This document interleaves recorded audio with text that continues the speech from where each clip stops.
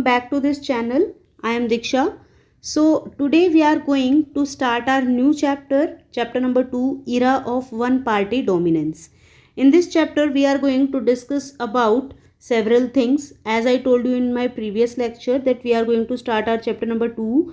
So here in this chapter we are going to start with a lot of things and then we will end up with the history of India after independence, और we can say India after independence की हम पूरी कहानी पूरी किताब में पढ़ेंगे. उस बुक का सेकंड चैप्टर जो है उसके बारे में हम इसमें डिस्कस करेंगे. Right, so era of one party dominance. Let us talk about the meaning of this title, meaning of the name of the chapter, era. What do you mean by era? Era means time span or period of time. Period of time को हम बोलते हैं era. After this one party means where existence of a single party is there. So that is what do you mean by era of one party. And then dominance basically means जहाँ पर जो कोई अपना वर्चस्व जमाता है या उसका domination होता है किसी एक एरिया पर, किसी का भी. तो यह वी कैन से कि पूरे चैप्टर के टॉपिक का या पूरे चैप्टर के टाइटल का आपका मीनिंग ये है कि हम एक ऐसे टाइम स्पैन की बात कर रहे हैं जहां पर भारत में वन पार्टी डोमिनेंस था. Means there was a single party in existence and it was dominating. तो डोमिनेट किस वे में करेगी? ऑब्वियस है कि पॉलिटिकल वे में डोमिनेट करेगी. So that is why we are just learning the meaning of this chapter name. तो chapter के नेम का मीनिंग यही है कि वन पार्टी डोमिनेंस के टाइम पीरियड को पढ़ना. अब इस चैप्टर में हम पढ़ने क्या वाले हैं? As I told you in my previous lectures that जब इंडिया आज़ाद हुआ था, India was a newly born country at that time. तो इंडिया के पास कुछ चैलेंजेस थे, बहुत सारे चैलेंजेस थे. ऑब्वियस है एक देश बना है तो ऑब्वियस है कि उसके सामने काफ़ी सारे चैलेंजेस होंगे. बट उन काफ़ी सारे चैलेंजेस में से कुछ 3 मेजर चैलेंज हमने निकाले, इनको शॉर्टलिस्ट किया और उसके ऊपर हमने वर्क करना शुरू किया. सबसे पहला नेशन बिल्डिंग या फिर हम कह सकते हैं शेपिंग अ नेशन, जो कि हम प्रीवियस अपनी वीडियोस में पढ़ चुके हैं. How V shaped a nation, क्या क्या प्रॉब्लम्स आई, कैसे हमने इंटीग्रेशन किया प्रिंसली स्टेट्स का, पार्टीशन क्या था, पार्टीशन की लेगेसी क्या थी. पार्टीशन की लेगेसी के बाद हमने पढ़ा कि प्रिंसली स्टेट्स को भी कुछ ना कुछ प्रॉब्लम थी, जैसे मणिपुर है, हैदराबाद है, जूनागढ़ है, उनके बारे में हमने डिस्कस किया. Then we talked about the reorganization of state की नेशन बिल्डिंग का काम सिर्फ आपका यहीं पर नहीं रुकता है कि आपने एक देश में स्टेट्स बना दिए हैं, अब आपको उनको रीऑर्डर भी करना है क्योंकि यहाँ पर आपकी जो डिमांड है आपके नेशन की वो और ज़्यादा स्ट्रॉन्ग होती जा रही है उनके जो चॉइसेस हैं उनके बेसिस पर. नाउ नेशन बिल्डिंग का आपका पहला चैलेंज था, we are done with it. Second challenge was to establish democracy हमें एस्टेब्लिश करनी है अपनी कंट्री में. ये हमारा दूसरा चैलेंज था. तो इसी दूसरे चैलेंज के बारे में हम इस चैप्टर में पढ़ेंगे. जो हमारा सेकंड चैप्टर है इसमें हम डेमोक्रेसी के बारे में ही पढ़ेंगे कि डेमोक्रेसी हमने कैसे एस्टेब्लिश की. सो लेट अस टॉक कि डेमोक्रेसी कैसे एस्टेब्लिश की या क्या इस चैप्टर में है. तो एक बार I am just giving you an overview of the chapter so that you will come to know that what is there in this chapter. So major जो चीज़ें रहेंगी इस चैप्टर में वो हमारी 3 रहेंगी जिसको हम पढ़ रहे हैं. See we know very well कि what do we mean by democracy. Democracy basically we mean democracy means demo. It consists of 2 words, demo plus cracy. So demo means people and cracy means rule. Here we can say people's rule, right? So demo means people and crazy means rule. So here we can say where people's rule is there, that particular area is known as democracy or that particular country is known as democratic country. So in this nation when we were dealing with the challenge that we have to establish democracy, तो इसको बनाएंगे कैसे? क्या एक ऐसी चीज़ है जिसकी help से हम ये बोल सके that we are living in a democratic nation. So यहाँ पर हम सबसे पहले क्या शुरू करेंगे, इलेक्शन कमीशन के बारे में पढ़ेंगे. इलेक्शन कमीशन क्योंकि डेमोक्रेटिक हो तो लोगों का मत जानना आपके लिए ज़रूरी है. और लोगों का मत आप कैसे जानोगे? ऑब्वियस है कि इलेक्शन के प्रोसीजर के थ्रू. अगर आप इलेक्शंस कंडक्ट करा रहे हो अपने कंट्री में, इलेक्शंस हो रहे हैं आपकी कंट्री में, it means you are showing a democratic nature. Why? Because you are involving whole of the country और whole of the public in democratic structure, या फिर आपकी गवर्नमेंट बनाने में आप अपने देशवासियों का मत ले रही हो. So that is the meaning. After this, first of all we are going to study about the election commission. Formation कब हुई, कौन उसके चीफ इलेक्शन कमिश्नर थे, पहले इलेक्शंस हमने कैसे कंडक्ट कराए, ये हम पढ़ेंगे. उसके बाद हम डोमिनेंस पढ़ेंगे कांग्रेस पार्टी का इस चैप्टर में, कि कांग्रेस पार्टी कैसे सिंस एजेस, या हम कह सकते हैं सिंस सर्टेन ईयर्स, कुछ सालों तक कांग्रेस पार्टी कैसे एग्जिस्टेंस में रही है. एक लंबा समय कांग्रेस पार्टी ने देश की गवर्नमेंट या फिर रूलिंग पार्टी के तौर पर गुजारा है. तो वो एक लंबा समय जो था उसके क्या फैक्टर्स थे, क्यों उनका डोमिनेंस था हमारी कंट्री में, वो सब फैक्टर्स हम पढ़ेंगे, या उनके कंसिक्वेंसेस क्या थे. आफ्टर दिस, कैसे ओपोजिशन पार्टीज़ बनी, ओपोजिशन पार्टी क्या होती हैं, कैसे वो बनी और क्या उनकी पॉलिसी रही, ये भी हम अपनी इस वीडियो में जानेंगे. मतलब the parts of the video related to this particular topic, right? So first of all, let us begin with the challenge of building democracy. Challenge of building democracy. So सबसे पहले हम बात करते हैं डेमोक्रेसी की. अगर हम बात कर रहे हैं तो हम सबसे पहले एक कंट्री की बात करते हैं जिसका नाम है India. India was a newly born country. क्या क्या चैलेंजेस थे, वी ऑलरेडी डिस्कस्ड. बहुत सारे सीरियस चैलेंजेस फेस करने के बाद जो कंट्री के लीडर हैं पूरे वर्ल्ड में, कंट्रीज़ के काफ़ी सारे, क्योंकि ऐसा नहीं है कि सिर्फ इंडिया ही एक कॉलोनी था ब्रिटिशर्स की या किसी और ईस्टर्न कंपनीज़ की, ईस्टर्न कंट्रीज़ की. तो इंडिया के अलावा और भी काफ़ी सारी कंट्रीज़ हैं जो कि कॉलोनियलिज्म का शिकार थी या कॉलोनी थी किसी ना किसी कंट्री की.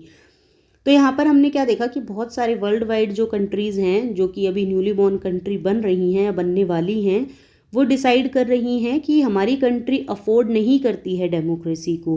क्यों? क्योंकि हम नेशन की यूनिटी का और हम इस चीज़ का ध्यान रखेंगे कि हमारी कंट्री को कैसे यूनिटी दी जाए या कैसे उसमें डेमोक्रेसी को बनाया जाए. लेकिन अगर हम उसको डेमोक्रेसी को एकदम से इंट्रोड्यूस कर देंगे, दिस वाज द से ऑफ अदर कंट्रीज़ जो कि अभी नई नई बॉर्न हुई हैं या होने वाली हैं, तो वो कह रही हैं कि डेमोक्रेसी को हम इंट्रोड्यूस तो कर दें लेकिन डिफरेंसेस और कॉन्फ्लिक्ट्स हमारी कंट्री में बहुत ज़्यादा है या डाइवर्स कंट्रीज़ हैं, सो that is why this will be a risk.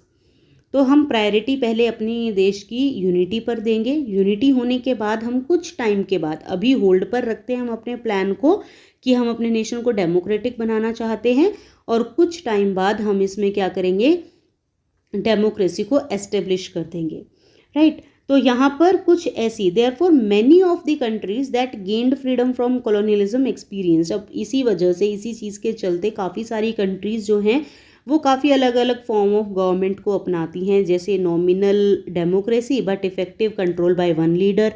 कि डेमोक्रेसी है तो नाम के लिए, लेकिन वो कंट्रोल की जा रही है एक पर्टिकुलर लीडर के थ्रू. देन और किस तरह की फॉर्म ऑफ गवर्नमेंट थी कि वन पार्टी रूल और direct democracy but effective control by one leader.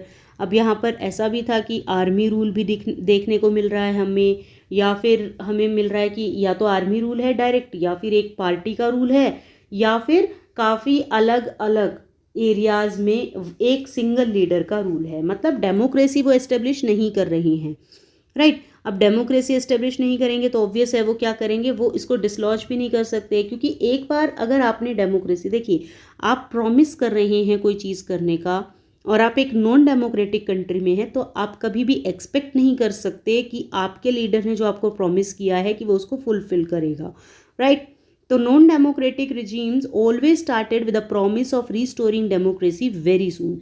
अभी मैंने आपको बताया कि उन्होंने प्रॉमिस किया, उन्होंने बोला कि हम होल्ड पर रखते हैं डेमोक्रेटिक नेचर को और कुछ टाइम बाद हम डेमोक्रेसी को एस्टेब्लिश कर देंगे.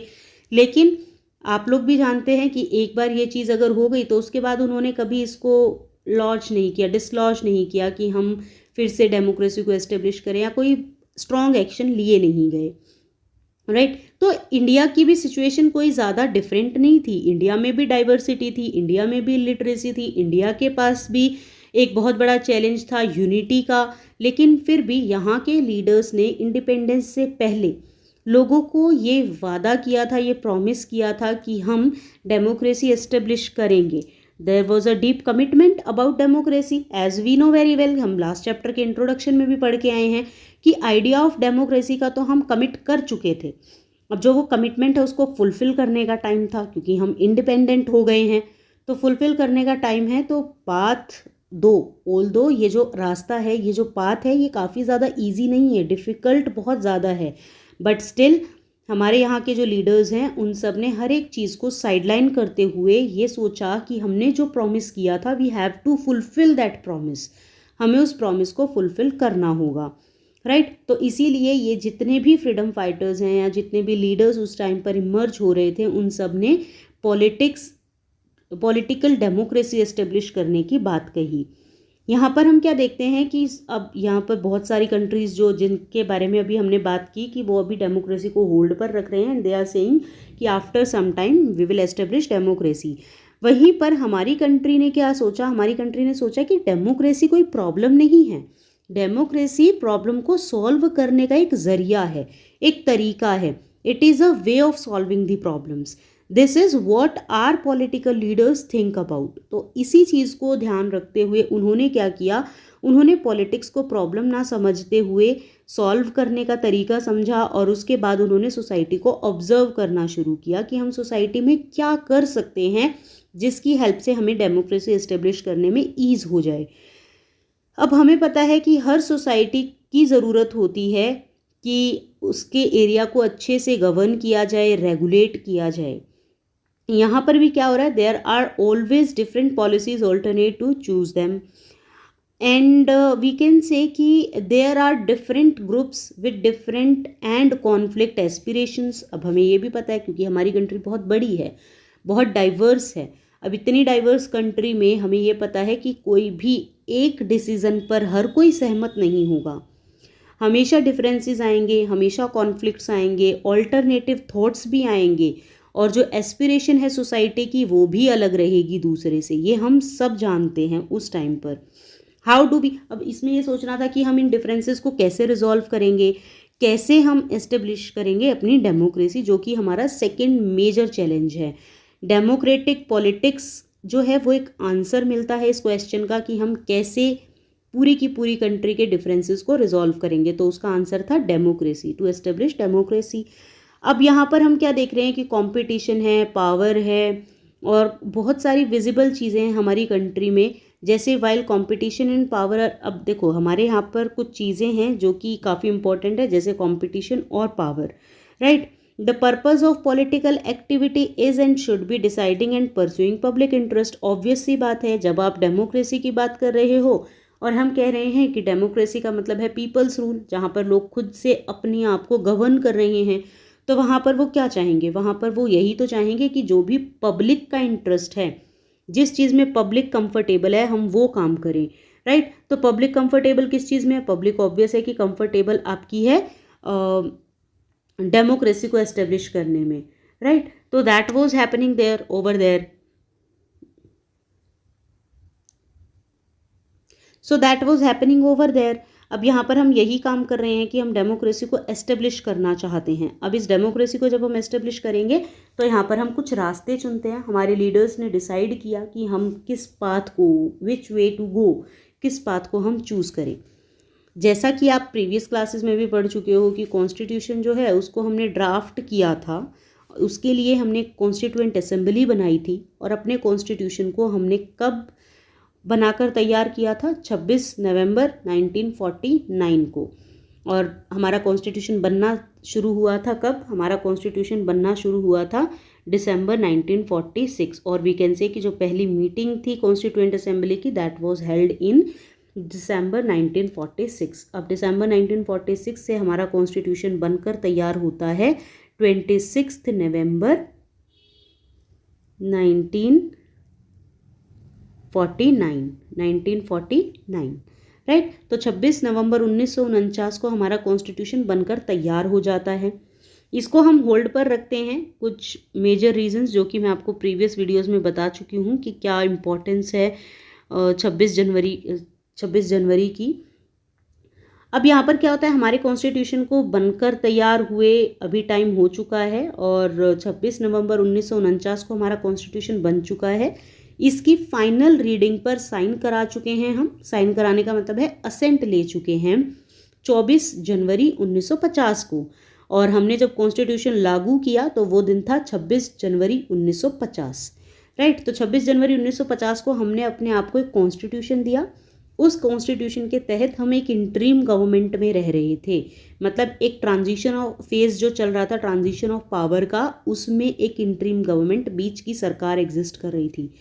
It was now necessary to install the first democratically elected government of the country। अभी तक तो हमने देख लिया कि हमारे यहाँ पर इंटरिम गवर्नमेंट चल रही है, लेकिन अब हमें ज़रूरत है अपने डेमोक्रेटिक नेचर को दिखाने की, अपनी गवर्नमेंट को इलेक्ट करने की ज़रूरत है, या फिर वो समय आ चुका है।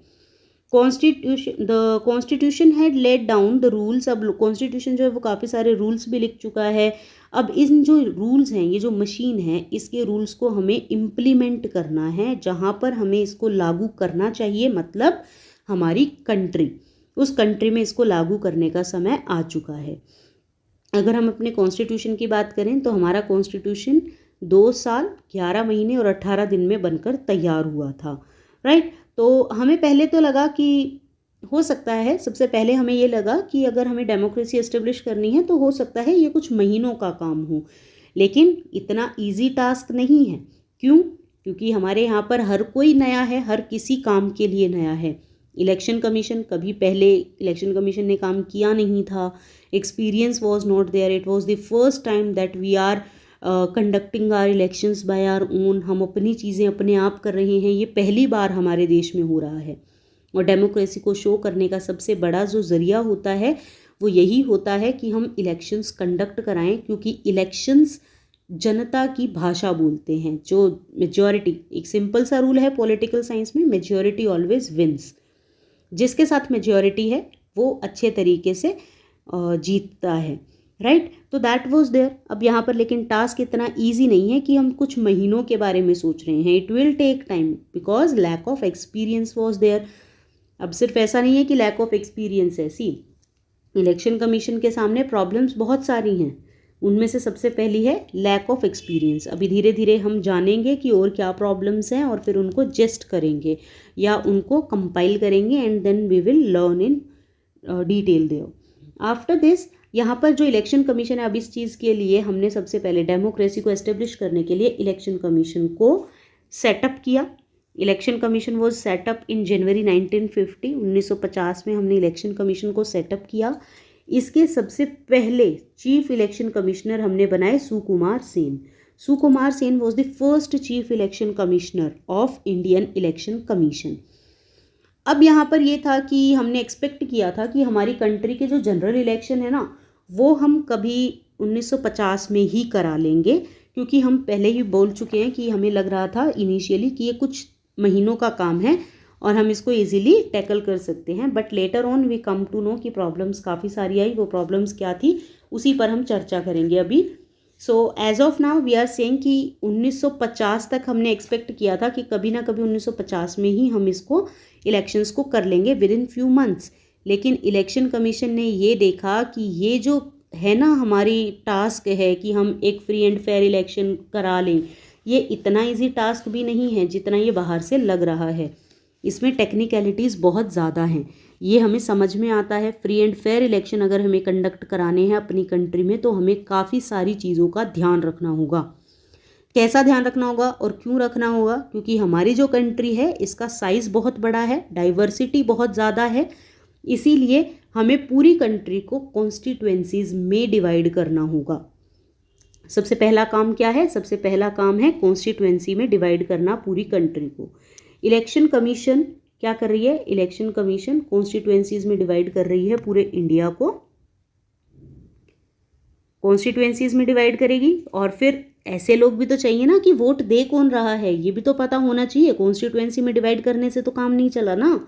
तो हमने क्या किया, हमने अपने पूरे एरिया के या पूरे एंटायर कंट्री के लोगों को काउंट करना शुरू किया, हमें ये फिगर आउट करना था कितने लोग हैं जो कि वोट करेंगे, कितने लोग हैं जो कि इलेक्टोरल लिस्ट भी तो उनकी बनानी थी, तो इलेक्टोरल रोल का काम, इलेक्टोरल रोल बनाना था। यहाँ पर इलेक्टोरल रोल का काम शुरू हो गया इलेक्शन कमीशन में, लेकिन यहाँ पर फिर से प्रॉब्लम आ रही है। प्रॉब्लम क्या आ रही है?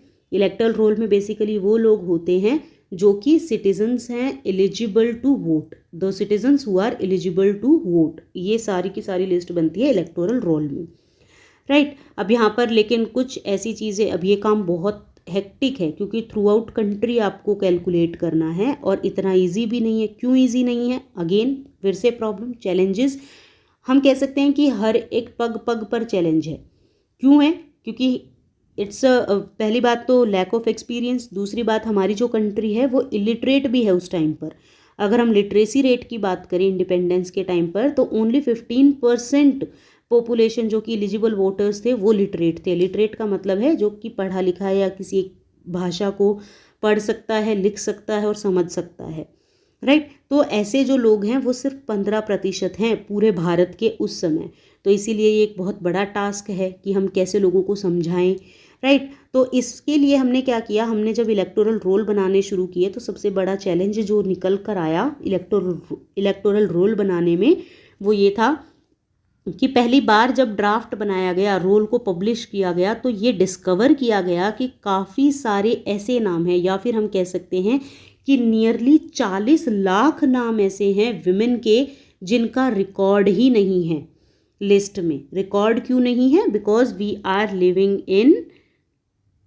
इन द सोसाइटी जहाँ पर वी कैन से कि विमेन का नाम लोगों ने बताना ज़रूरी नहीं समझा, और इलेक्शन कमीशन को सिंपली ये बताया गया कि wife of, daughter of, wife of के साथ हस्बैंड का नाम लिख दिया गया, डॉटर ऑफ के साथ फादर का नाम लिख दिया गया, बट कहीं पर ये मेंशन नहीं किया गया कि इस पर्टिकुलर वुमेन का नाम क्या है। तो 40 lakh women were there who were not recorded at all in the list. So that was the major challenge.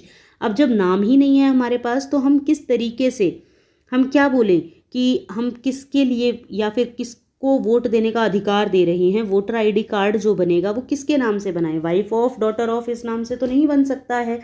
तो दैट वाज द प्रॉब्लम। अब जब ये प्रॉब्लम आई तो इस वजह से इलेक्शन कमीशन ने रिफ्यूज़ कर दिया ऐसी एंट्रीज़ को अपनाने से। इलेक्शन कमीशन ऑब्वियस है कि रिफ्यूज़ करेगी। इलेक्शन कमीशन ने बोला कि we are not going to accept these entries, और उन्होंने ऑर्डर किया कि आप इसको पूरे को या तो लिस्ट को रिवाइज करो अगर पॉसिबल है तो, और अगर नेसेसरी है तो, ज़रूरत पड़े तो डिलीट भी कर सकते हो इस डाटा को। So what we can say कि election commission refused to accept these entries and ordered a revision if possible and deletion if necessary. अगर ज़रूरत है तो डिलीट कर दो, अगर पॉसिबल है तो रिवाइज करो। रिवाइज करने का मतलब है कि एडिशन, अपडेशंस या मॉडिफिकेशंस करो, राइट। तो अब ये preparing for the first general election was मतलब ये काफ़ी डिफ़िकल्ट टास्क था। It was not an easy task. पहली बार हम इलेक्शन कंडक्ट कर रहे हैं तो ये काफ़ी बड़ा टास्क है, राइट। और इतने बड़े लेवल पर, इतने लार्ज लेवल पर आज तक पूरे वर्ल्ड में, इससे पहले 1950 में जब हम इलेक्शन की तैयारी कर रहे हैं तो 1950 से पहले पूरे वर्ल्ड में इतने वास्ट लेवल पर इलेक्शंस नहीं हुए थे।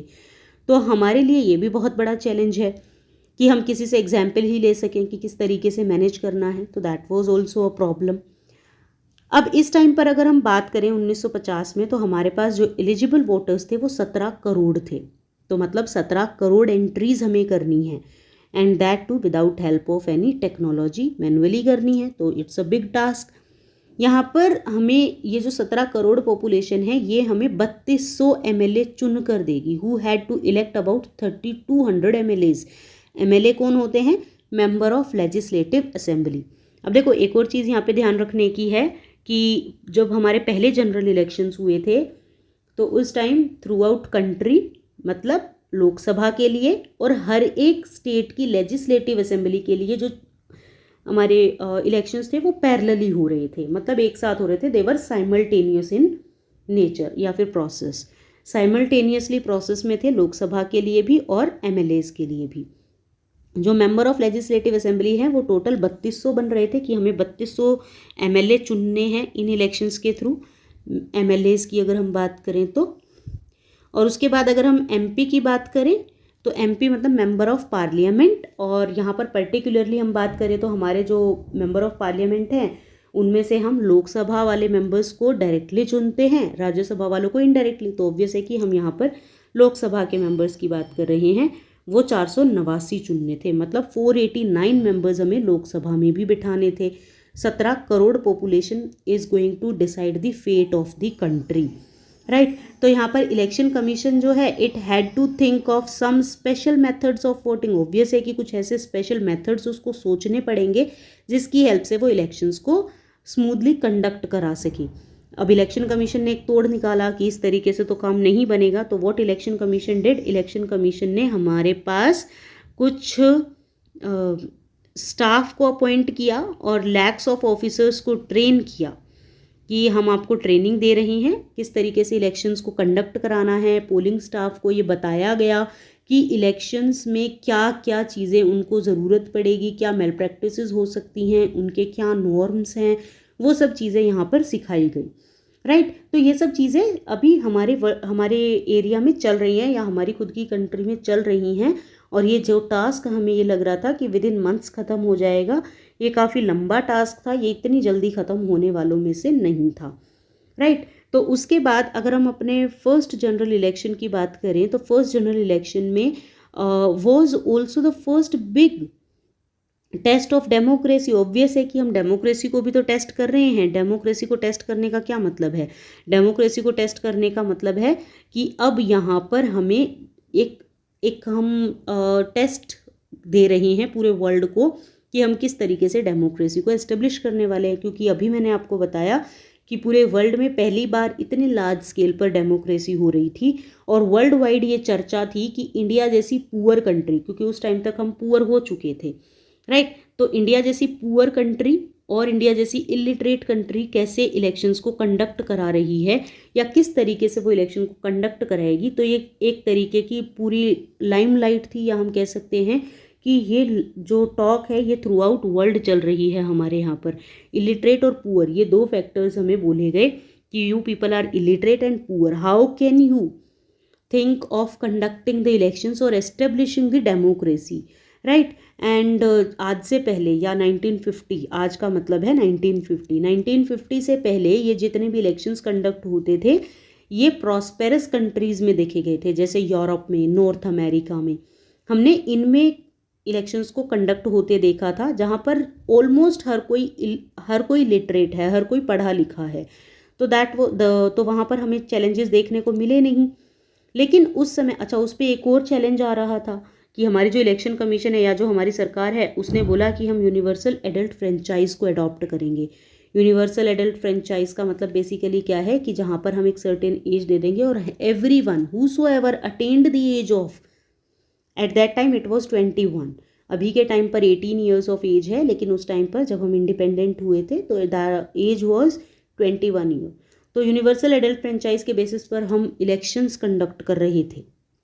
Everyone whosoever attained the age of 21 years reserve the right to cast their vote. This was the meaning कि जो भी 21 साल का हो गया है वो जाए और जाकर अपने वोट दे जिसके भी फेवर में वो चाहता है, राइट। लेकिन हमें देखने को मिल रहा था कि यूरोप जैसी कंट्रीज़ जो कि इतनी डेवलप्ड थी उस टाइम पे, या हम कह सकते हैं काफ़ी प्रॉस्पेरस मानी गई, उस कंट्री ने भी अपने देश की विमेन को राइट नहीं दिया था वोट का, मतलब voting right was not there with the women of the European countries at that time. तो इसीलिए जो यूनिवर्सल एडल्ट फ्रेंचाइज है हमारा, उसको एक बोल्ड स्टेप माना गया, इंडिया का एक बोल्ड स्टेप माना गया कि इंडिया अगर यूनिवर्सल एडल्ट फ्रेंचाइज कर रहा है एक पुअर और इलिटरेट कंट्री के साथ, तो वो काफ़ी बोल्ड और रिस्की है।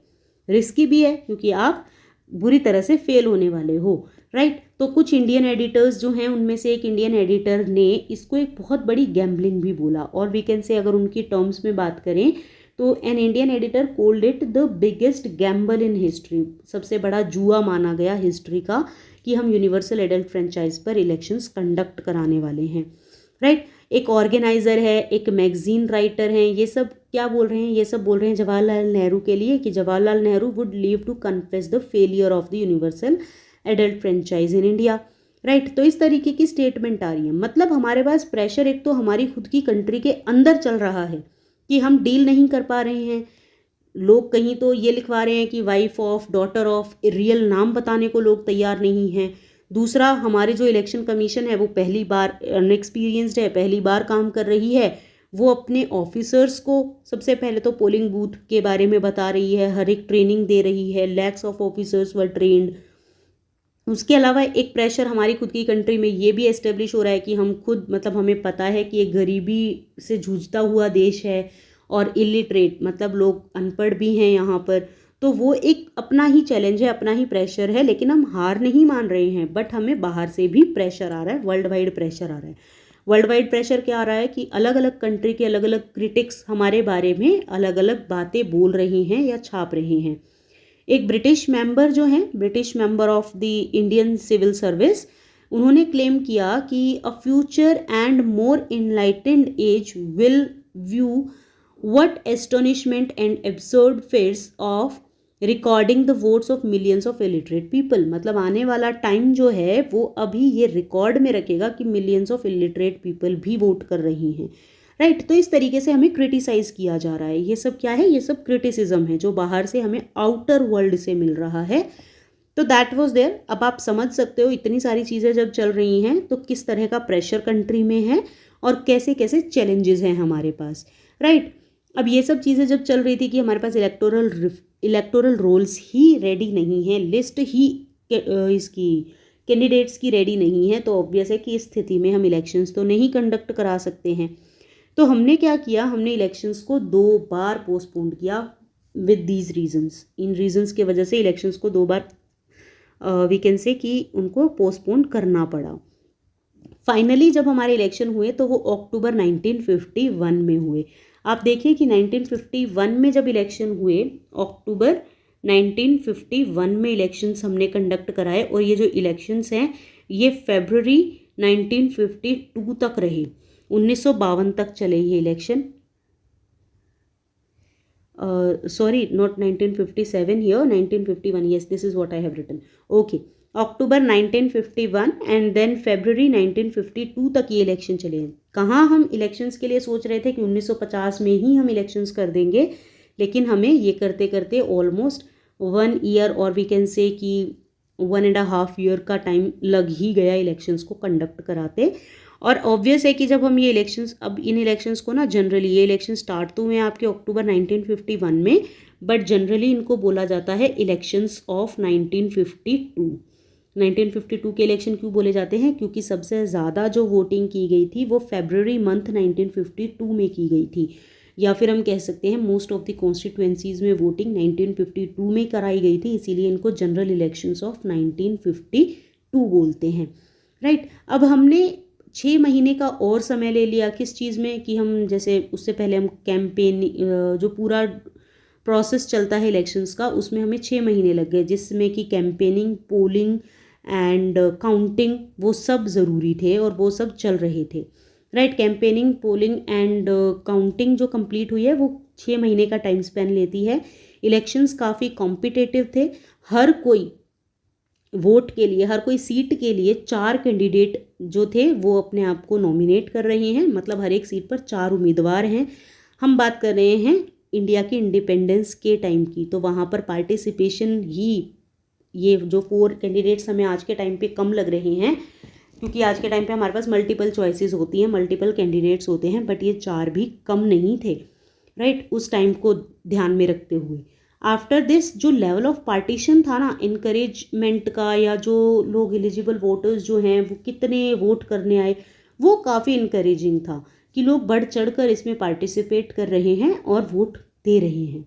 राइट। जब रिजल्ट्स को डिक्लेयर किया गया तो रिजल्ट्स को, क्योंकि अब देखो ये सब चीज़ें हमने चैलेंजेस देखे, अब चैलेंजेस के बाद कंसिक्वेंसेस का टाइम था, क्योंकि क्रिटिसिज्म तो बाहर से भी आ रहा है और कंट्री के विद इन भी हमें प्रॉब्लम्स फेस करनी पड़ रही हैं।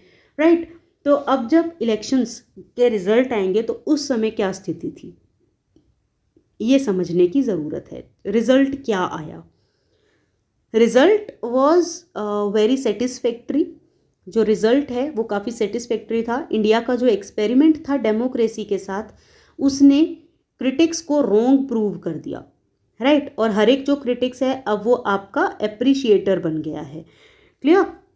तो क्रिटिक्स जितने भी थे वो अभी इंडिया को अप्रिशिएट कर रहे हैं कि हाँ इंडिया ने करके दिखाया इस चीज़ को, एंड इंडिया नेल्ड इट, इस तरह की चीज़ें हमें सुनने को मिल रही हैं। क्यों?